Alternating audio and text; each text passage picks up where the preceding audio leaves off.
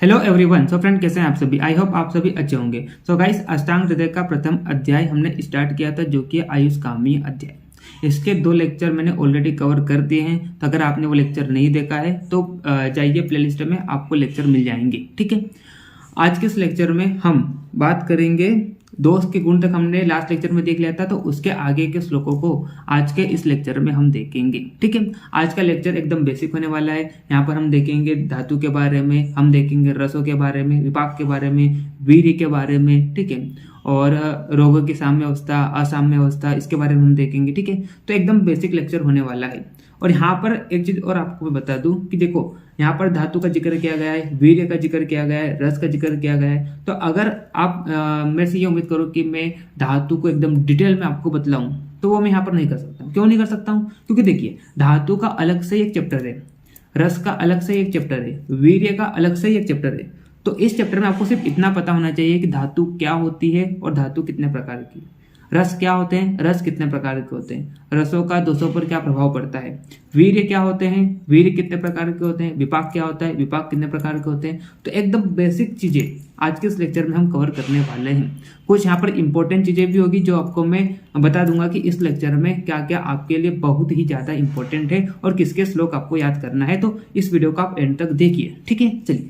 अब उससे पहले मैं आपको एक और इन्फॉर्मेशन देना चाहता हूँ कि कल या परसों में मेरा ऐप लॉन्च हो जाएगा, जो कि आयुर्वेदा विक्स। जैसे ऐप लॉन्च होता है तो मैं इसका लिंक जो है, ऐप का लिंक जो है मेरा टेलीग्राम चैनल @आयुर्वेदा विंग्स, अगर आपने ज्वाइन नहीं किया तो आप ज्वाइन कर लीजिए। उसका लिंक आपको इस वीडियो के डिस्क्रिप्शन में मैंने दे रखा है।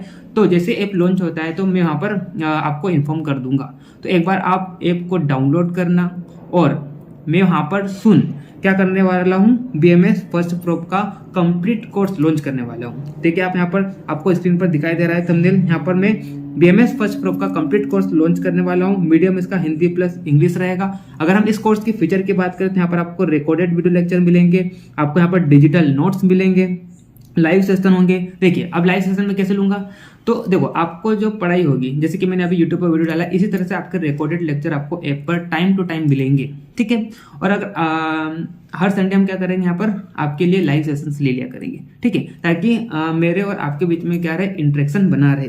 उसके बाद यहाँ पर आपको 24/7 सपोर्ट सिस्टम मिलेगा। अगर आपको किसी प्रकार का कोई डाउट हो तो आप मेरे को पर्सनली कॉन्टेक्ट कर सकते हैं। ठीक है, NCISM सिलेबस के अकॉर्डिंग हमारा सिलेबस रहेगा। और अब मैं प्राइस की बात करूँ, है ना, अब आप बोलेंगे कि भैया आपने तो अब सारी चीज़ों में प्राइस टैग लगा दिया है, आप तो बोलते थे कि यूट्यूब पर मैं आपको फ्री में पढ़ाऊंगा, ऐसा वैसा। तो देखिए गाइस, यूट्यूब पर तो लेक्चर आएंगे ही, लेकिन पर ऐसा है कि आपको ऐप में लेने से या कोर्स में परचेस करने से या कोर्स में इनरोल रहने से आपको ये फायदा है कि आपको सारी चीज़ें टाइम टू टाइम मिलेगी और सारी चीज़ें एकदम सिस्टमेटिक आपको मिलेगी। अभी आपको क्या होता है, आप यूट्यूब पर वीडियो देखते हैं, फिर आप टेलीग्राम पर जाते हैं, वहाँ पर आप नोट्स को ढूंढते हैं, कभी कभी आपको नोट्स मिलते भी नहीं है। यहाँ पर आपको क्या फायदा रहेगा कि आपको क्या करना है, जो भी पढ़ना है, जो भी सब्जेक्ट पढ़ना है उस पर आपको क्लिक करना है, जो भी टॉपिक पढ़ना है उस पर आपको क्लिक करना है, उसका वीडियो लेक्चर और नोट्स साथ में आ जाएगा। तो यहाँ पर आपको बेनिफिट यही मिलेगा कि आपको सारी चीजें एक जगह पर मिलेगी, है ना। और मैंने इतना ज्यादा प्राइस नहीं रखा है कि आप अफोर्ड नहीं कर पाए। जैसे कि आप देखिए, मैंने यहाँ पर 2 तरह के कोर्स लॉन्च करे। एक तो मैंने कंप्लीट कोर्स लॉन्च करा है, और अगर मैं इसकी प्राइस की बात करूं तो अभी मैंने लॉन्चिंग ऑफर रखा है, जिसमें इसकी प्राइस कितनी है, 3000 रुपीज है। कुछ ही दिनों में इसकी प्राइस कितनी हो जाएगी, 4000 रुपीज हो जाएगी। ठीक है, और अगर मैं इसकी वैलिडिटी की बात करूं तो 18 मंथ इसकी वैलिडिटी रहने वाली है। तो आप क्या करना, 3000 को 18 से डिवाइड कर लीजिए, तो आप देखना पर मंथ आपको कितना कॉस्ट पड़ रहा है। बहुत ही कम आपको प्राइस में मैं आपको पूरा BMS का पूरा कोर्स आपको मैं कंप्लीट कोर्स दे रहा हूँ। यहाँ पर सारे सब्जेक्ट, यहाँ पर आपके संस्कृत रहेगा, रचना शरीर रहेगा, क्रिया शरीर रहेगा, संहिता अध्ययन रहेगी, फिजियोलॉजी रहेगी, एनाटॉमी रहेगी, पदार्थ विज्ञान रहेगी। ठीक है, तो इस तरह से मैं आपको यहाँ पर 3000 रुपीज में पूरा कोर्स आपको मिल जाएगा, अगर आप अभी इनरोल करते हैं तो, क्योंकि अभी लॉन्चिंग ऑफर चल रहा है। ठीक है, लेकिन कुछ दिनों में इसकी प्राइस कितनी हो जाएगी, 4000 रुपीज हो जाएगी। और फर्स्ट 50 स्टूडेंट्स के लिए मैंने और ज्यादा बेनिफिट दिया है कि फर्स्ट 50 स्टूडेंट्स अगर इनरोल करते हैं तो उनके लिए मैंने 500 फिर से ऑफ कर दिया है। मतलब अब आपके लिए कितना हो जाएगा, ये 2500 रुपये हो जाएगा, पूरा BMS का फर्स्ट ईयर का कोर्स। ठीक है, और कई लोग ऐसे होते हैं कि भैया मेरे को सिर्फ संस्कृत पढ़ना है, मेरे को सिर्फ पदार्थ पढ़ना है, मेरे को सिर्फ संहिता अध्ययन पढ़ना है, मेरे को सिर्फ अष्टांग पढ़ना है। तो उनके लिए भी मैंने क्या किया है, अलग अलग सब्जेक्ट के मैंने कोर्स लॉन्च किए हैं, जिसके आप देख सकते हैं संस्कृत का, जैसे कि मैं यहाँ पर थंबनेल लेकर आया हूँ, तो यहाँ पर आपको वीडियो लेक्चर्स मिल जाएंगे, डिजिटल नोट्स, सारे सेम फीचर रहेंगे, लेकिन यहाँ पर क्या होगा, आपको सब्जेक्ट वाइज मिलेगा और इसकी प्राइस बिल्कुल कम रहेगी। तो आप देख सकते हैं यहाँ पर सारे सेम फीचर है, हिंदी प्लस इंग्लिश मीडियम रहेगा, इंटरेक्टिव लाइव सेशंस रहेंगे, यहाँ पर एनसीईआरटी के सिलेबस आप के अकॉर्डिंग आपको यहाँ पर पढ़ाया जाएगा। और इसकी प्राइस की बात करूँ तो अभी लॉन्चिंग ऑफर कितना है, 500 रुपीज़ है, लेकिन कुछ दिनों में इसका प्राइस कितना हो जाएगा, 800 रुपीज़ हो जाएगा। और वैलिडिटी इसकी भी कितनी रहेगी, 18 मंथ रहेगी। तो एक बार जरा आप क्या करना, 500 को 18 से डिवाइड करना, तो ये जो कॉस्ट है वो लगभग 27 रुपीज़ के आसपास आएगी। तो आप देखिए, इससे ज़्यादा तो आप एक दिन में खर्च ही कर देते हैं, ठीक है। तो एकदम कम प्राइस में, ताकि सब लोग क्या कर पाए, अफोर्ड कर पाए और मेरा भी मैनेजमेंट का कॉस्ट निकल जाए, ठीक है। इसलिए मैंने इतना कम प्राइस में ये कोर्स को लॉन्च किया है, क्योंकि मेरे पास कई स्टूडेंट्स की शिकायत आती थी कि भैया हमें तो टेलीग्राम चैनल पर नोट्स ही नहीं मिलते हैं, है ना, हमको सारी चीज़ें सिस्टमेटिक वे में चाहिए। तो इसलिए मैंने ये ऐप को लॉन्च किया है। तो कल या परसों में लॉन्च हो जाएगा, तो आप फटाफट वहाँ पर क्या कर देना, आतंक मचा देना, ठीक है, ठीक है। चलिए, तो इस तरह से मैंने आपको यहाँ पर कोर्स के बारे में थोड़ा सा प्रमोशन कर दिया है अपना खुद का, ठीक है। चलिए, अब मैं अपना जो टॉपिक है उसको आगे बढ़ाता हूँ, ठीक है। तो हमने लास्ट लेक्चर में 200 के गुण को देख लिया था। आज के इस लेक्चर में हम अगला टॉपिक स्टार्ट करने जा रहे हैं, जो कि संसर्ग और सन्निपात। जिसका आप श्लोक देख सकते हैं, संसर्ग सन्निपातश्च तद द्वित्रिच्छय कोपतः। तो संसर्ग का मतलब क्या होता है, दो दोषों की क्षय या वृद्धि क्या होना, एक साथ होना। अगर मान लो दो दोष है तो दो दोषों की वृद्धि क्या हो रही है, एक साथ हो रही है, या क्षय एक साथ हो रहा है। जैसे कि बात करते हैं वात पित्त, ये दोनों दोष है, क्या कर रहे हैं, एक साथ इनकी क्या हो रही है, मान लो वृद्धि हो रही है, या वात पित्त की दोनों की एक साथ क्या हो रहा है, क्षय हो रहा है, तो इसे हम क्या बोलते हैं, संसर्ग बोलते हैं। और सन्निपात की बात करते हैं तो तीनों दोष मतलब वात पित्त कफ, तीनों दोषों की वृद्धि या क्षय क्या हो रही है, एक साथ हो रही है, तो इसे हम क्या बोलते हैं, सन्निपात बोलते हैं। तो संसर्ग का मतलब क्या होता है, इन शॉर्ट अगर हम देखें तो दो दोषों की क्षय या वृद्धि एक साथ होना। और सन्निपात का मतलब क्या होता है, तीनों दोषों की क्षय या वृद्धि एक साथ हो, तो वो क्या कहलाता है, सन्निपात कहलाता है। उसके बाद यहाँ पर धातुओं का वर्णन किया गया है, तो आप यहाँ पर देख सकते हैं, इसका श्लोक दिया गया यहाँ पर, रसा श्रृंग मांस मेदो अस्थि मज्जा शुक्राणी धातवः, और इन्हें हम क्या बोलते हैं, सप्त दुसया बोलते हैं। तो हमारी बॉडी में क्या होती है, 7 प्रकार की धातु प्रेजेंट होती है। कौन सी, रस, रक्त, मांस, मेद, अस्थि, मज्जा, शुक्र। अब आप बोलोगे भैया धातु क्या होती है, तो जो हमारे शरीर का क्या करती है, धारण, वह हमारे शरीर का क्या करती है, पोषण करती है, उन्हें हम क्या कहते हैं, धातु कहते हैं। और ये धातु क्या कहलाती है, दुष्य भी कहलाती है। अब ये दुष्य क्या होता है, तो देखिए हमने लास्ट लेक्चर में देखा था कि दोष क्या होते हैं, जो हमारे शरीर को दूषित करते हैं, ठीक है। और जो दोषों के द्वारा दूषित हो रहे हैं, जैसे कि बात करते हैं दुष्य क्या कहलाता है, दुष्य क्या कहलाता है, जो दोषों के द्वारा, जो दोषों के द्वारा क्या हो रहे हैं, दूषित हो रहे हैं, उन्हें हम क्या कहते हैं, दुष्य कहते हैं। तो ये जो धातुएं होती है वो भी क्या होती है, दोषों के द्वारा दूषित हो जाती है, तो जिस कारण हमें क्या होता है, किसी न किसी प्रकार की विकृति होती है। तो जो दोषों के द्वारा क्या हो जाते हैं, दूषित हो जाते हैं, वो क्या कहलाते हैं, दुष्य कहलाते हैं। और जो क्या करते हैं, शरीर को दूषित करते हैं, वो क्या कहलाते हैं, दोष कहलाते हैं, ठीक है। तो इस तरह से यहाँ पर धातु जो होती है, चूंकि ये चूंकि क्या हो जाती है, दोषों के द्वारा दूषित हो जाती है, इसीलिए इन्हें हम क्या बोलते हैं, दुष्य भी बोलते हैं, ठीक। और 7 प्रकार की धातु होती है, जो आपको पता होना चाहिए। तो इस तरह से एकदम बेसिक लेक्चर होने वाला है, जहाँ पर आपको सिर्फ टर्मिनोलॉजी पता होना चाहिए। अगर हम डिटेल में देखेंगे तो कहाँ पर देखेंगे, आगे जब हम अष्टांग हृदय पढ़ेंगे तो वहाँ पर डिटेल में धातु का चैप्टर आएगा, डिटेल में रस का चैप्टर आएगा, डिटेल में वहाँ पर हम वीर्य के बारे में बात करेंगे कि वीर्य क्या होता है। लेकिन यहाँ पर आपको सिर्फ एक टर्मिनोलॉजी पता होना चाहिए, जो कि इस चैप्टर के लिए अभी सिर्फ इतनी ही इंपॉर्टेंस है इस चैप्टर में, इन सारे टॉपिक्स की, ठीक। चलिए, उसके बाद हम बात करते हैं मल। तो यहाँ पर मल का श्लोक दिया गया है, मला मूत्र सकृत स्वेदादयो अपि च। तो 3 प्रकार के मल होते हैं, कौन कौन से, मूत्र, पुरीस और स्वेद। ये 3 प्रकार के क्या होते हैं, मल प्रेजेंट होते हैं। और मल जो होते हैं, इन्हें भी हम क्या बोलते हैं, दुष्य बोलते हैं। दुष्य क्यों बोलते हैं, क्योंकि ये भी क्या होते हैं, दोषों के द्वारा दूषित हो जाते हैं, दोषों के द्वारा क्या हो जाते हैं, दूषित हो जाते हैं, इसीलिए ये भी क्या कहलाते हैं, दुष्य कहलाती है, ठीक। चलिए, उसके बाद हम बात करते हैं दोष धातु मल के वृद्धि एवं क्षय। इसका अलग से एक चैप्टर ही होगा, लेकिन यहाँ पर हम सिर्फ इतना बात करेंगे कि इनकी वृद्धि या क्षय क्यों होती है। तो देखिए क्या होता है, दोष धातु मल के समान गुण वाले द्रव्यों का जब आप क्या करते हो, सेवन करते हो, तो इन तीनों का क्या होता है, वृद्धि होता है। और अगर आप क्या करते हो, दोष धातु मल, इनके जो गुण है, इनके विपरीत गुणों वाले द्रव्यों का जब आप क्या करोगे, सेवन करोगे, तो इनका क्या होगा, यहाँ पर क्षय हो जाएगा। तो वही यहाँ पर बताया गया है कि देखिए आप वृद्धि समानेह सर्वेषां विपरीते विपर्ययः। तो दो धातु मल आदि के समान गुण वाले द्रव्यों का जब आप क्या करते हो, सेवन करते हो, तो इनकी क्या होती है, वृद्धि होती है। एवं विपरीत गुण वाले द्रव्यों का सेवन करते हो तो इनका क्या होता है, क्षय होता है। ठीक, चलिए उसके बाद हम बात करते हैं अगला षड रस। अब यहाँ पर 6 प्रकार की रस का वर्णन किया गया है। अब रस क्या होता है, जिसके द्वारा मतलब रसना के द्वारा रस का आस्वादन हो, उसे हम क्या करते हैं, रस करते हैं। क्या होता है रस, रस की अगर हम बात करते हैं तो रस क्या होता है, रसना के द्वारा, रसना क्या होता है, जीभ है ना, तो रसना के द्वारा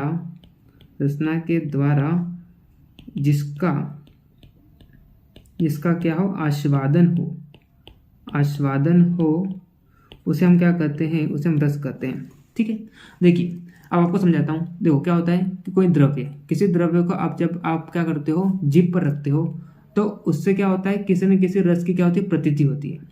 जैसे कि अगर मान लो आपने कोई द्रव्य खाया है ना, अगर वो नमकीन है तो वहाँ पर लवण रस की प्रतीति होगी, अगर वो कसेला है तो वहाँ पर कसाई रस की होगी, अगर वो मीठा है तो वहाँ पर मधुर रस की। तो इस प्रकार से रसना के द्वारा जिसका क्या किया जाता है, आस्वादन किया जाता है, उसे हम क्या करते हैं, रस करते हैं। और रस कितने प्रकार की होती है, 6 प्रकार की होती है। कौन सी, मधुर, अम्ल, लवण, तिक्त, कटु, कसाई। मधुर की बात करते हैं स्वीट, अम्ल जो होता है खट्टा, आपको पता है, लवण नमकीन, तिक्त जो होता है पंजेंट, जैसे कि बात करते हैं नीम जो होता है उसका रस कैसा होता है, पंजेंट होता है। कटु की बात करते हैं तो बिटर, काली मिर्च जो होती है उसका रस कैसा होता है, कटु होता है। और हरित की जो होती है कसाय रस की होती है, कैसा रस होता है, कसेला रस होता है। ठीक, तो इस प्रकार से आपको पता होना चाहिए कि रस क्या होता है। तो जिसके द्वारा मतलब रसना के द्वारा जिसका क्या किया जाता है, आस्वादन किया जाता है, उसे हम क्या करते हैं, रस करते हैं। और रस 6 प्रकार की होती है, मधुर, अम्ल, लवण, तिक्त, कटु, कसाय। अब हम बात करेंगे यहाँ पर कि इन रसों का दोषों पर क्या प्रभाव पड़ता है।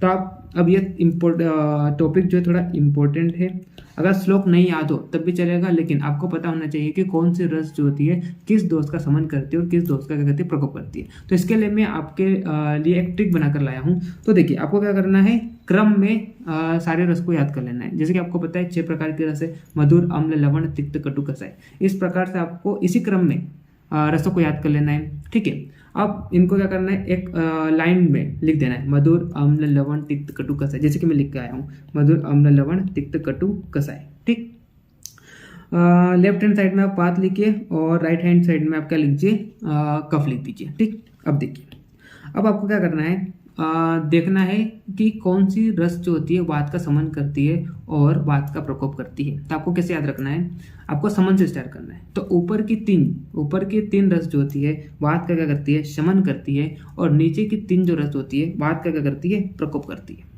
फिर उसके बाद आपको कफ को देखना है। तो कफ जो होता है, अभी पित्त को छोड़ दीजिए, पहले वात को देखिए। तो ऊपर के 3 वात का क्या करती है, समन करती है, और नीचे के 3 वात का क्या करती है, प्रकोप करती है। उसके बाद आपको किस पर आना है, कफ पर आना है। तो ऊपर की 3 जो होती है वो क्या करती है, कफ का प्रकोप करती है, और नीचे की 3 जो होती है रस जो होती है वो क्या करती है, कफ का समन करती है।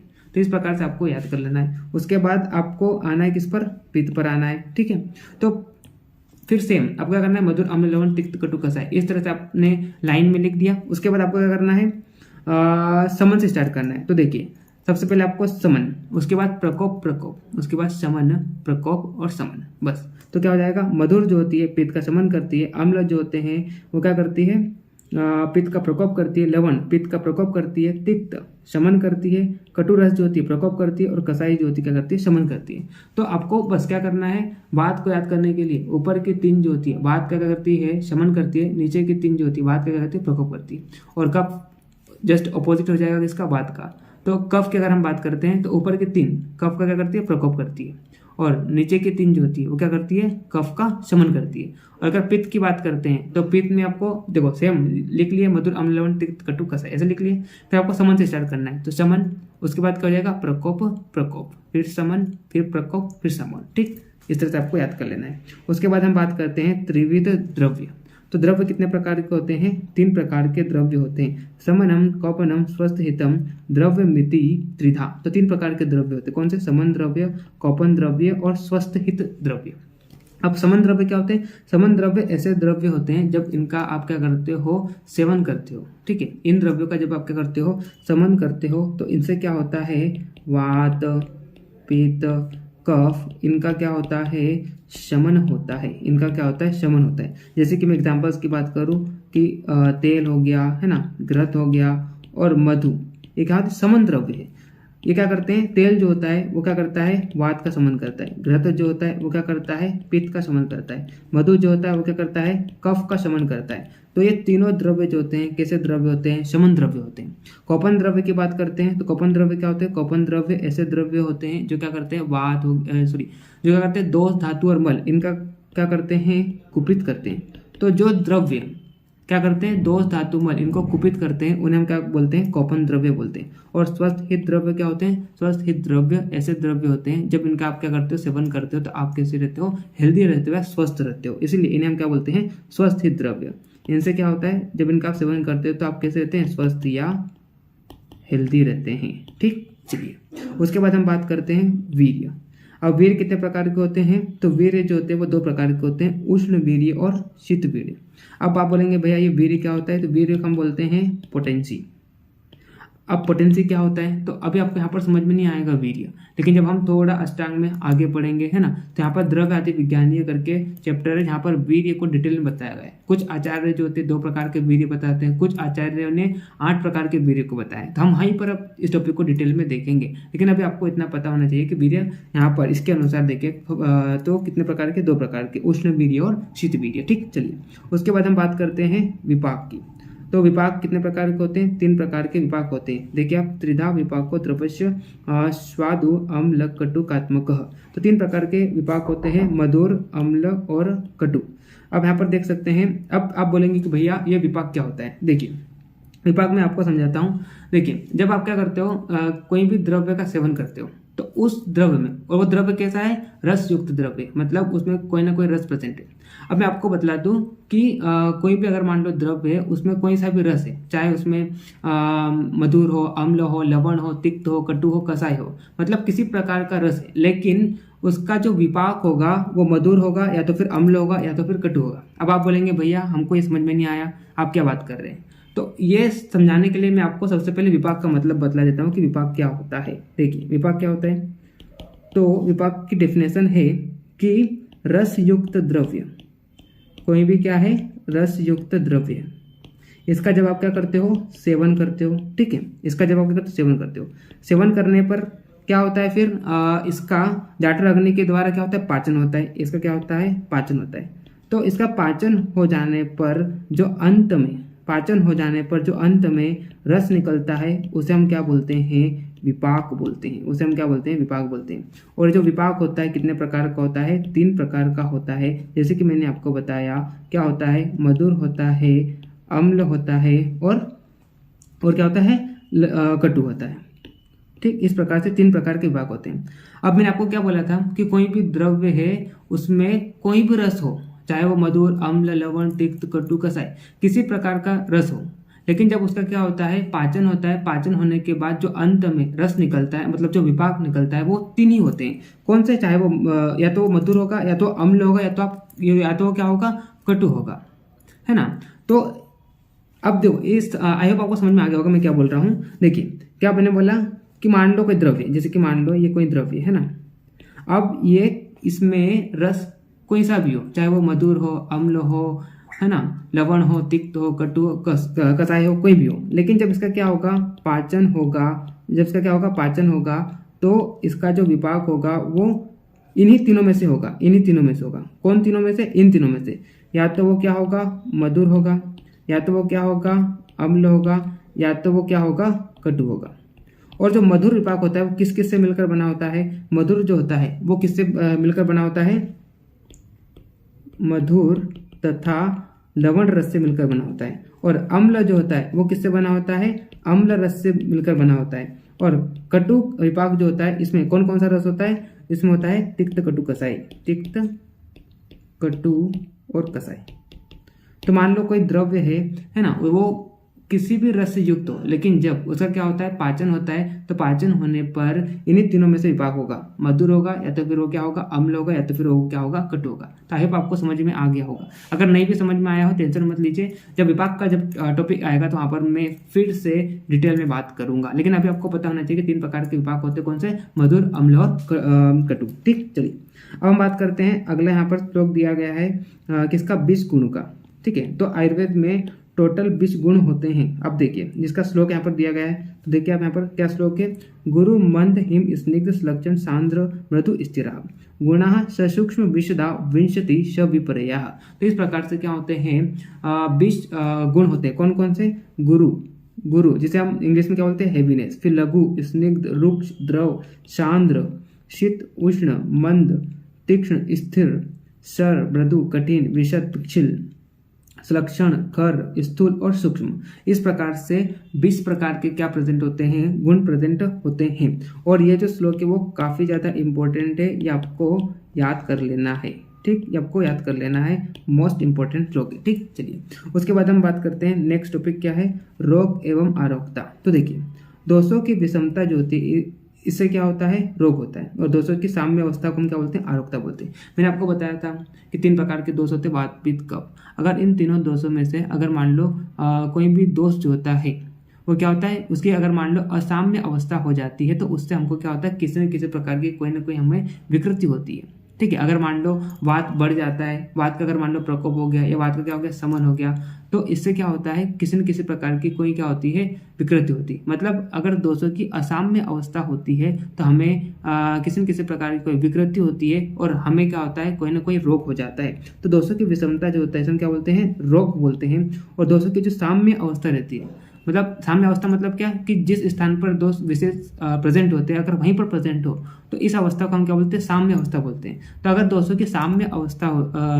रहती है तो उसे हम क्या बोलते हैं, आरोग्यता बोलते हैं। मतलब हम कैसे रहते हैं, हेल्दी रहते हैं। मतलब हम कैसे रहते हैं, हेल्दी रहते हैं। लेकिन अगर मान लो इन तीनों दोषों में से अगर किसी दोष की क्या हो जाती है, या तो वो दोष क्या हो गया, समन हो गया है या प्रकोप हो गया या उसका अपने स्थान से किसी दूसरे स्थान पर क्या हो गया है, गमन हो गया है, तो यहाँ पर क्या होगा, हमको किसी न किसी प्रकार की विकृति होगी और हम कैसे रहेंगे, डिसीज, हमको किसी प्रकार की कोई डिसीज हो जाएगी। मतलब हम कैसे रहेंगे, अनहेल्दी रहेंगे। ठीक, चलिए और इन्हीं दोषों को वापस अपने स्थान पर लाने के लिए फिर हम क्या करते हैं, चिकित्सा करते हैं। अगर मान लो वात दोष का प्रकोप कर गया है तो हम फिर क्या करेंगे, ऐसे आहार विहार देंगे या ऐसे चिकित्सा करेंगे कि वात दोष वापस क्या हो जाए, उसका समन हो जाए, मतलब वापस अपने स्थान पर आ जाए। ठीक, चलिए तो इस प्रकार से क्या होता है, आयुर्वेद में चिकित्सा होती है।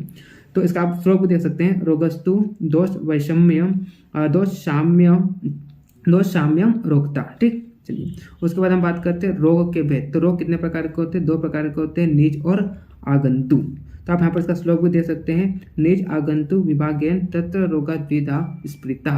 अब आप बोलेंगे कि भैया ये निज क्या होता है, तो निज का मतलब होता है एंडोजिनस और आगंतु का मतलब क्या होता है, एक्सोजिनस।